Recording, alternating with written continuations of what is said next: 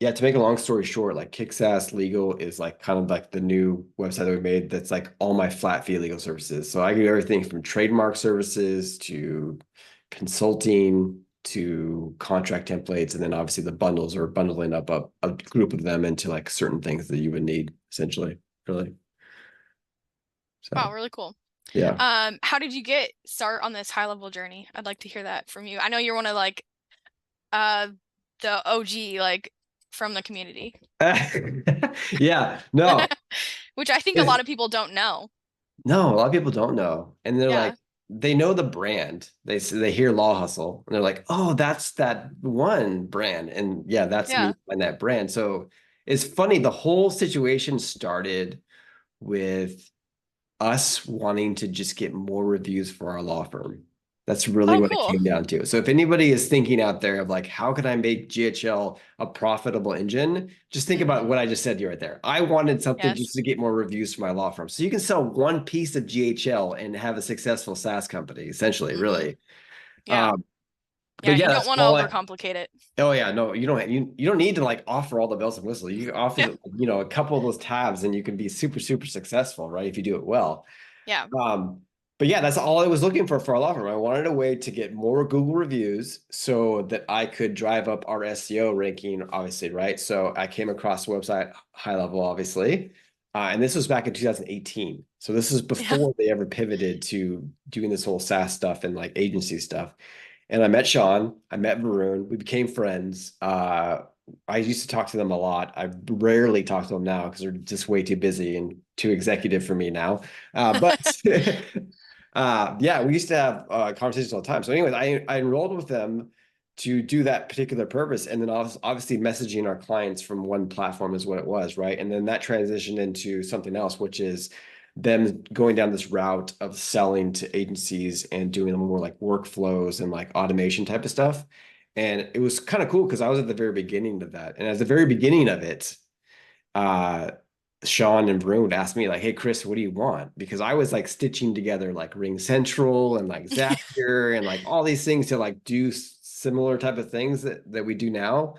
Uh, and he's like, "Oh, we're going to build this all." So I got to help out at the very beginning with a lot of like features and like, "Hey, this is what I need." And then he even had this one point in time where like you could pay them.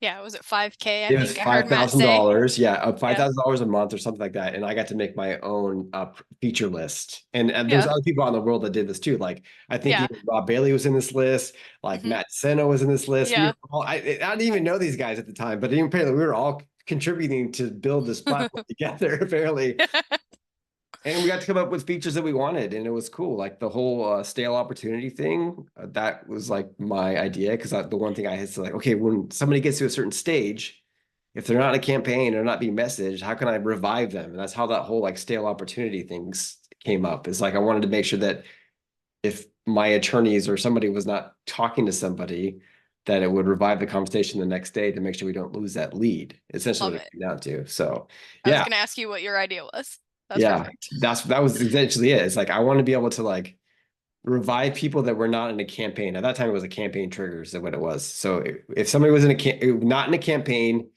and they were stagnant for like a certain period of time, I wanted to revive it and throw them back into campaign to get them going again to make sure we didn't lose that opportunity. Is what it was. Love it. So And when did you pivot in, or I shouldn't say pivot because you still have Law Hustle, but how did this, I guess, idea of kick-ass contracts get started? uh so it all came up with the fact that there's a lot of people in this group that Yeah. they're entrepreneurs, they're maybe digital business owners, and they want to obviously make their money themselves online, doing managing ads or whatever it is, right? But a lot of them just know that they need to form a business and then do some work for some client and getting clients, right? They don't really Yeah. necessarily think about all the other stuff in between that could really set yourself up to protect yourself. And if you don't have those things, the could have a dramatic detriment to not only you and your business, but maybe even you personally and your personal finances. Because if you don't have something separating yourself between you and your business, all of a sudden your house is in jeopardy or something like that. Like I'm not saying that's like worst case scenario, but it could potentially Right. come up, right? So, anyways, there's a lot of people in this group. Everyone needed like the essential stuff, like, oh, where do I get terms? Where do I get privacy policy? Where do I get cookie policies? And that's where we came up with like bundles of like a contract templates that I wrote myself. In fact, and it's all the stuff that you would need in an agreement. And I gave it to them at a fraction of the price than it would cost me to document it or draft it yourself, right? So, anyways, I wanted one place for them to go to just grab the contracts they need so they could put the pieces in place to protect their business. Because at the end of the day, everybody in the GHL community is about one thing, right? Making a living for themselves, right? Mm-hmm. Yeah. And so if I can help them protect aspects of their business or have certain things in place where like you can, not necessarily dispute chargebacks, but like dispute like somebody saying, I'm not going to pay you this month for whatever reason.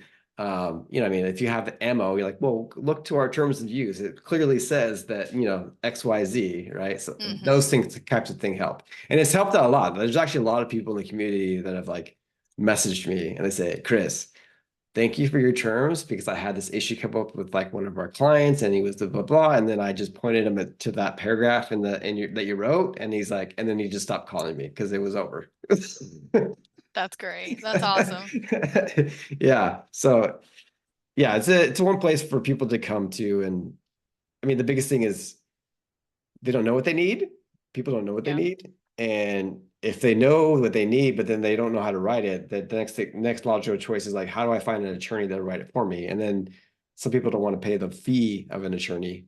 Right. So all of our contract templates kind of fall right in the middle, right there. Like they're drafted by me, Perfect. by an attorney, but for a fraction of the price. And you can Yeah. just fine tune them. We walk you through the template. And so that way you can get, the end result, which is a contract that's customized to your business essentially. So for SaaS companies, after you take this template, do you have to go back to your local attorney after you've kind of fine tune it for your business? It depends, really. It's always good to have your contracts reviewed by local counsel, especially if you are doing something locally that requires you to follow certain local laws. So, but our templates should get you out of the gate. Most websites are like, I wouldn't say global, but they encompass all like the protection laws of like Virginia, California. I think Utah has some protection laws, privacy protection laws now and stuff. So they encompass all that stuff. So whether you're Mhm. selling in state A or B, you should be able to cover your bases for terms of use and privacy policy and cookie policy and stuff. But if it's specifically related to like something related to the state, then yeah, you probably should have your attorney look at it for sure. Just as a checks and balances. But Awesome. And then yeah. do you have something for like uh a template that we can put on our clients' websites for terms and condition and policy privacy? Um, Especially now since it's so important for like the A2P signups and everything. Yeah. Yeah, we And do actually. something We that we have didn't just pull from like what is it? There's so many free ones out there. It's like, where are you gonna get yeah. it from? And so getting it from like a reliable source, I feel like is so important. Yeah. So we have a generic terms and privacy policy on in Kickstart Legal Shopify, our store to essentially you can use those. So if you bought one as a template, you probably can just apply it to all your clients' website. The Okay, one thing gotcha. that I'm still skeptical about, and I'll be honest with as an attorney, is the terms that A2P wants you or the A2P people want you to put in these agreements. I don't agree with the Yeah. terms that they want you to put in this stuff because it opens up a whole nother bag of worms that could potentially come up. So yeah, but yeah, I think you need specific language. You at least need to at least have a privacy policy in place. You need to have an opt-in that clearly shows how they opt in and how they can opt out. Obviously, the initial text message that the lead connector phone system does out of the gate helps with that. So a lot of it's taken care for you. But yes, we have a generic one that you can use for your clients in that website on our website, as well as a generic privacy policy, well, just for our website. It really comes down to two things.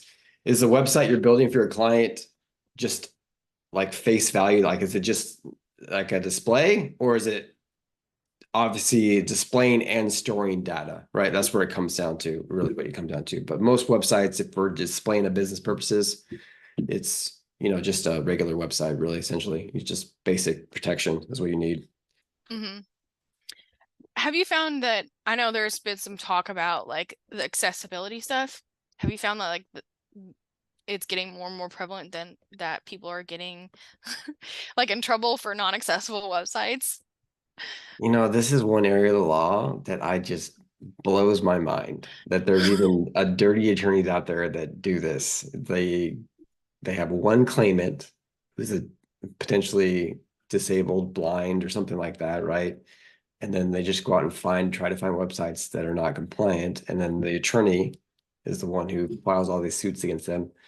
And they don't even file; they just try to settle out real quick and they go after mostly local small businesses. That's Right. what they go after. People that are not going to fight or hire an attorney, they're going to go after them first. They'll Hmm. never go after a law firm website because that's bad news for them. But yeah, it happens all the time, and there's a lot of firms in the United States that still do this nonsense. A lot of it's kind of I don't think it's not as prevalent as it used to be, but it's still out there. But there's a lot of tools out there or widgets you can plug into your websites, WordPress plugins that make your website accessible. I strongly recommend just subscribing to like an agency plan, if that makes any sense for one of those subscribers. I can't think of any of them off the top of my head, but and then just put them on all your clients' websites Hmm. just to prevent that. And actually, Yeah. and I'll say, tell you the truth, it's probably a really good selling point if you say, "Hey, I'm going to build you a new website. Plus, I'm going to give you access to our accessibility suite, so long as you maintain hosting or something to make sure Hmm. that it still can stay on their website, obviously." Uh, and give them like a value cost of that. Like, hey, this is usually like X number of dollars a month, and we're just going to throw it Yeah. in for free, right? And then it protects them as a local business to not get those questions. Because you know, the first thing that's going to happen when they get one of those letters and you built them a website, they're going to be like, Hey, it's your fault. why am I getting this letter? Yeah, that's Yeah. what they're going to do. So, I mean, to prevent that whole thing, I would just put it in your whole bundle. Hey, we're going to come in, we're going to do your copy, we're going to build your website, and we're going to give you access to our accessibility widget as so long as you maintain whatever with us for the period of time. If you cancel, then obviously it falls off, you know. Awesome. So, Any other fun things in the works for Kick SaaS Legal? no, not really. I mean, I'm gonna be honest. I built Kick Legal for the community first, essentially, is what I built it for. Hmm. Two, after I started making these templates for people, people started asking me for other stuff like, hey, I need an affiliate agreement. Hey, I need another independent contract. Hey, I need an NDA that's more unilateral, like more protecting me than the other person. So it's it's become a place where like I'm just going to offload my entire bank of templates I have. I'm going to convert them into templates that you can easily just walk through and change. So that way it becomes like a flat fee legal fee place, right? So that you don't have to hire an attorney to draft you a whatever agreement, right? You can just come there, see if I have the template. If the template's there, you can purchase the template, download it, convert it to whatever you need it to be, and then all of a sudden you have a template for you. So that's one thing. I want to make my bank of templates accessible to everybody, digital business owners, SaaS agencies, marketing agencies, whatever, whoever wants them, right?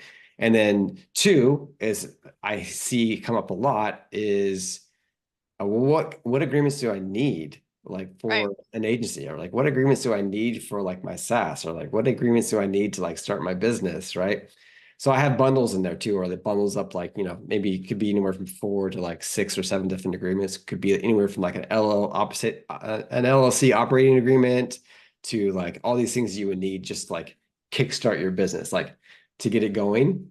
So there's bundles, which obviously is savings and that part. And then the other thing that I get all the time is like, hey, Chris, I got this contract from somebody. I don't know what I'm reading. I know he wants it in place. Can you take a look at it?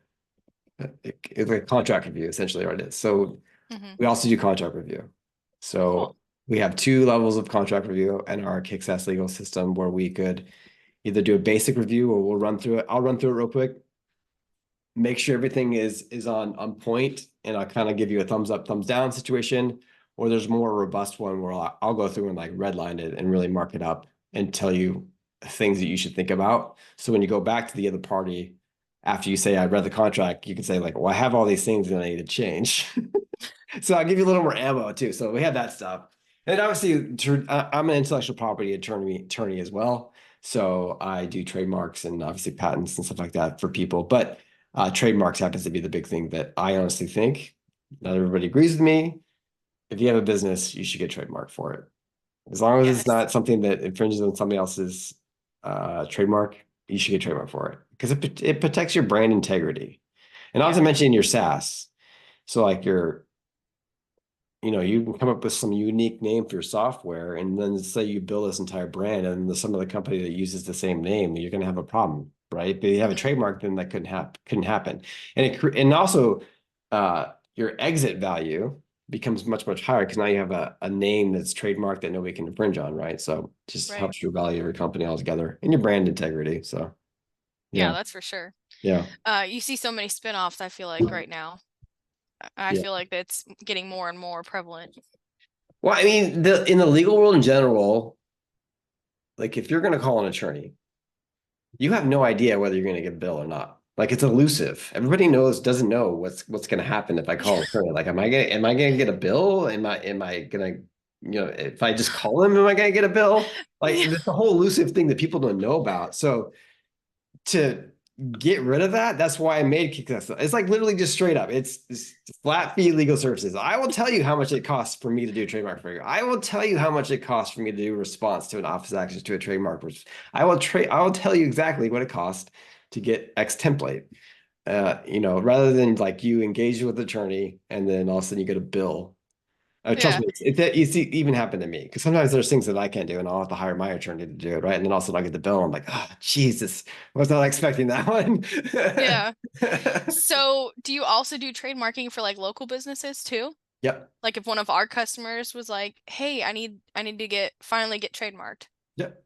I'll do Cool. anything. If as long as they, yeah, obviously they would just inquire with me and fill out our form and stuff, and yeah, we can do a trademark. So our trademark services are pretty straightforward. Like it's everything from uh the initial search and kind of like an opinion of like whether I think it's viable or not that you're actually going to get this, right? Because there's no point of like filing the application and waiting 18 months and to fight it. If I think at the very beginning, I'm like, I don't think you're going to get it. Right. So yeah, no, we do trademark services for I've done many for people in the group, actually, to tell you the truth. Other SaaS owners in the group, GHL, have done theirs. So yeah, I'll do it for even local business. I've never thought about local businesses, but yeah, if you guys ever want to refer people over to me, then yeah, we can definitely do that as well. Yeah. No, I think there's so many that need to, and so people don't, you know, copy off their brand. Some people have unique Um, names that they want to protect and they should do it. Or even a yeah. product. It could be anything like from their business name to like maybe a unique product that they make that they have a unique name for could be a trademarkable thing, right? Because Oh maybe they yeah, only cool. sell it locally, but all of a sudden they get, a huge manufacturer and all of a sudden they're selling globally and also you have that protection in place already. Yeah, that's great. Yeah. But yeah, I think it's so important that people do that. Protect yourself is very important. Um, Side note, what do you think of the new suit going on for over Ah, high level? Did you? I totally knew this question was going to come up. And I have I all thought these I'd wait till the other end. No, no, and I have all these other people inquiring, like, Chris, I need you to get you on the podcast. Chris, I need to get you on the podcast for this stuff. And I'm 100% cool with talking about this. I'll tell you my opinion of this. So I am a patent attorney. So like Yeah, I know, that's why I this is right asked. up my alley. Like when I had no idea this was happening, and then I saw it come across my screen one day, and I was like, wait a second. I opened up the complaint. I looked at it, and I was like, it's totally like 100% my wheelhouse here. Yeah. So everybody's been asking me questions of like, what do you think about this and that? So anyways, pretty interesting adventure for the last 2 days because I've been reading these like nerd documents from ClickFunnels to see, what it is. But at the end of the day, this is very common. I'm gonna be frank. People suing over intellectual property and patent rights in the software world is very, very, very common. Everybody in the GHL community is like, oh my gosh, what's going to happen if ClickFunnels shut down GHL? That's not going to happen. Yeah. It's not going to happen. Just continue on with your business. This is daily course of business in the legal world for us, right? So, Yeah. we'll fight it out. They'll fight it out for a little bit, and then there'll be some end result, and you'll know at that time. But the odds are that it's not going anywhere. So if Well, and it's anybody in the patent community is worried pending about their too, isn't business it? or their client's business, don't worry about it. Don't worry about it. Yeah, I Uh, was telling my husband about it. He's like, "What are you gonna do?" I was like, "What do you mean? Like, it's not even a thing." I mean, but even then, like if you look at ClickFunnels complaint on the face value, they're essentially saying that GHL infringed on 2 of their patents. And if you actually look at their patents, I didn't really read them all the way in depth, so don't quote me on it. They're generic software funnel building tools where you can essentially do something and bring them down to the end result based off of whatever's happening inside the funnel itself, right? Like if you click here, you go to this page. If you click here, you go to this page, right?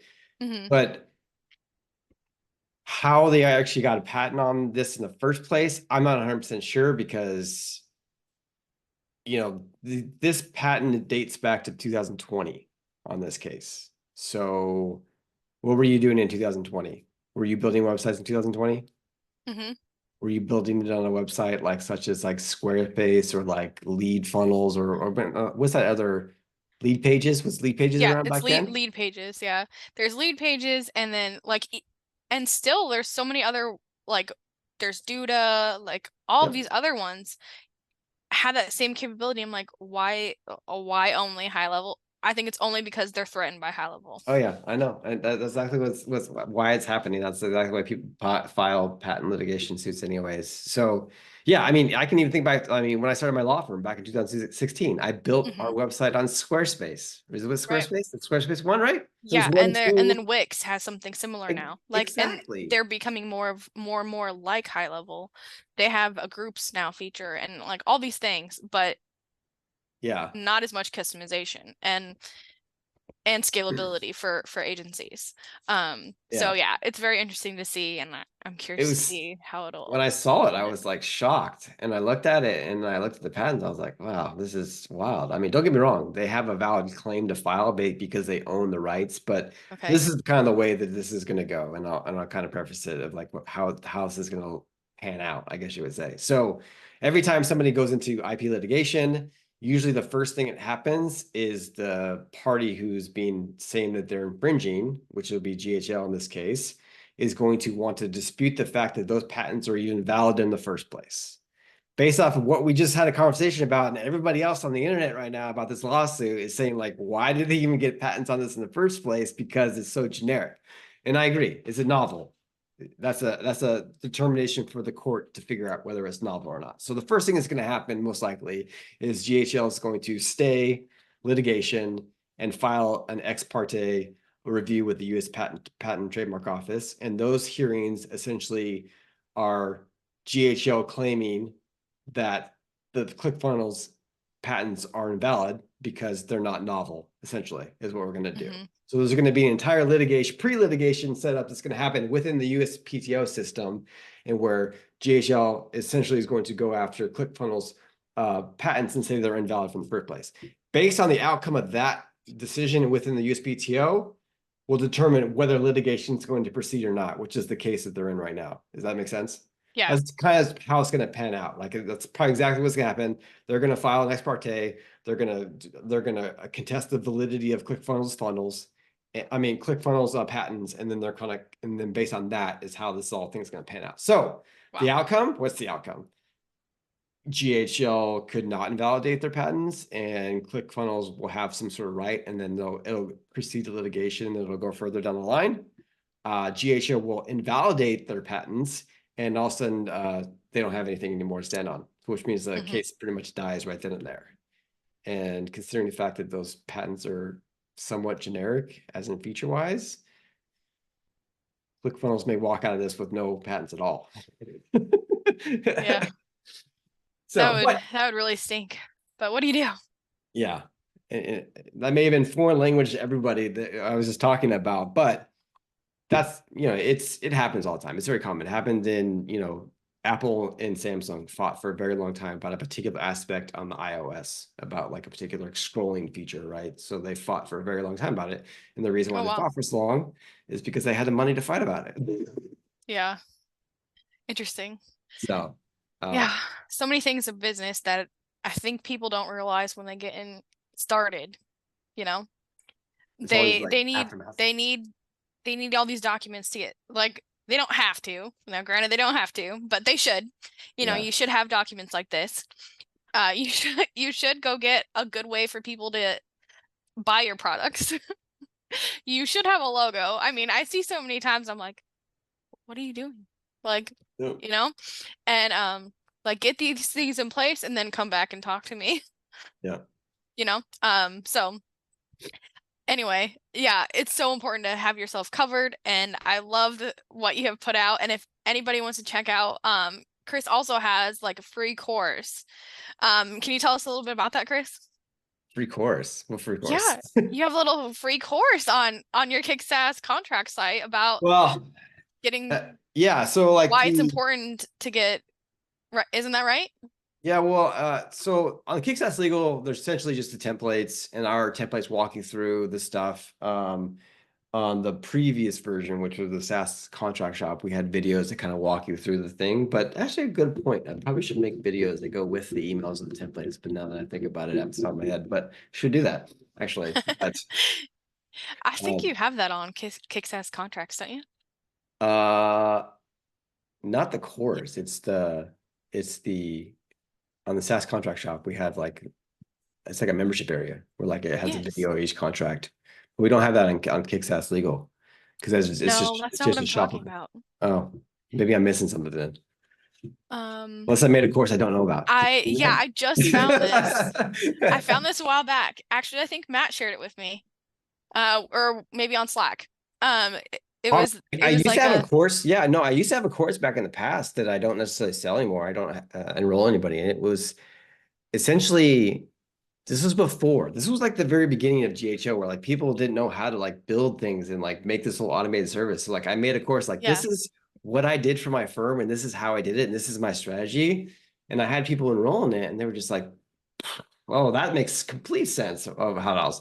But I think now in the community, you don't even need that. There's so many awesome ideas that people come up with in the community. yeah, And as long as you I think of the GHL SaaS owners as like almost like Lego builders. Like we just build yes. things together to like make the outcome for our clients better, essentially what it is. So, but yeah, but I'm even open to talking to anybody. If anyone wants to just message me and ask me questions about nonsense about GHL, I can probably talk about it for a day. As long as I don't have like 9 million client meetings or something like that. But yeah. Yeah, so at the very bottom of your SaaS contract shop, you have a free training. And I've it's been probably 2 years now since I've watched it. Um, Oh, yeah. but you have Yeah, I think like it's there. I think it was just a video we put together for it. Yeah. yeah, I think it was was it for one of Matt's live events? Is that what it was? Is that there? Oh yeah, it's in Matt's membership area. So that's what I'm talking about. Okay, so yeah.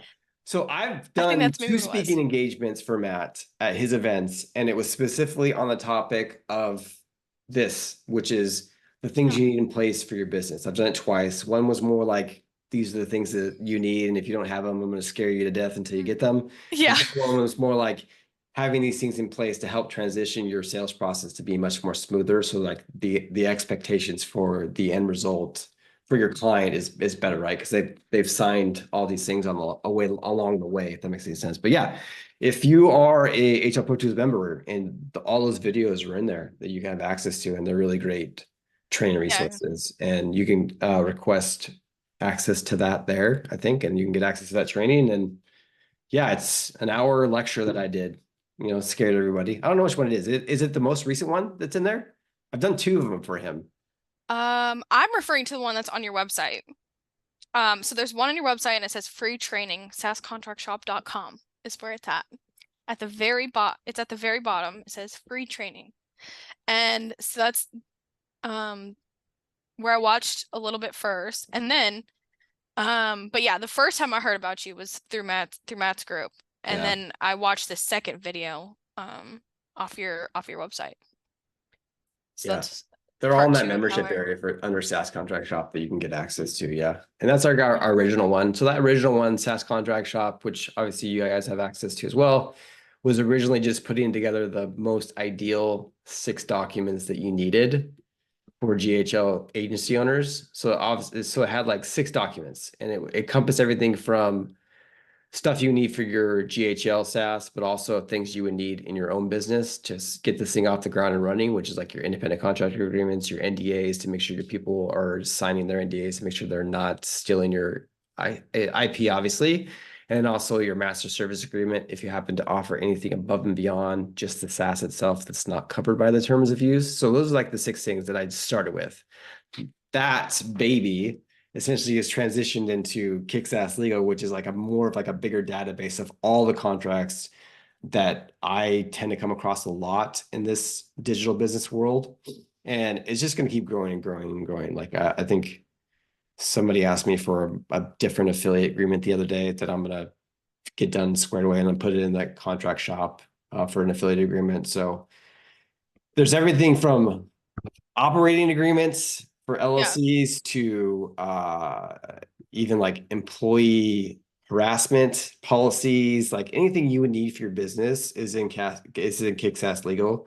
If you're just a GHL like gun ho and you just need those first 6 documents to get yourself off the races, you can go to SaaS Contract Shop or you can buy them at Kick-Ass Legal. It doesn't really matter where you get them at. But that's kind of like the history of kind of everything that's transpired. It's like it started off with SaaS Contract Shop because people needed these essential things, and it's transitioned into like this bigger, Bigger more picture thing. yeah, more flat and flat fee services too, right? Because Yeah. I mean, at the end of the day, I want people to know that they have an attorney that's a friend and also in the same boat that they are, right? I own a Yeah. SaaS company. I own Okay. a couple of SaaS companies actually at this point in my life, Yeah. but I know what you need and I'm in the Hmm. community. I'm more than happy to talk with you about it. So that's why Kick-Ass Legal exists, is like to have those discussions and let you know that hey, even though I am an attorney and I'm probably going to charge you for this nonsense, but at least you can trust what I'm telling you because I'm in the same shoes you're in versus it Right. being somebody who doesn't understand what GHL is or what you guys are obviously ultimately trying to do, right? Right. So Now, I think one question that gets brought up a lot, and I see in the community quite a bit, and especially in like the different Facebook groups, is you know, people requesting that you can protect your snapshot IPs.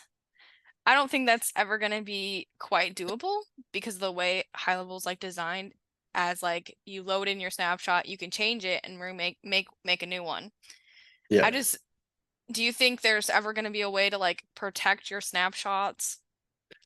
not with the way they have their UI set up, Yeah. but you have other things to leverage as it relates to that when that comes up. Like for example, if let's say you hire an independent contractor, they come in, they make a snapshot of your account, share it out, and then all of a sudden they have the snapshot that you spent so much time and effort building for your particular client and they're in your niche. And then somebody you let in by mistake or whatever it is, obviously took out your snapshot, right? So one thing is you should have had them sign an independent contractor agreement and an NDA in the first place before you ever let them in the system. So that's step number one that you shouldn't have done.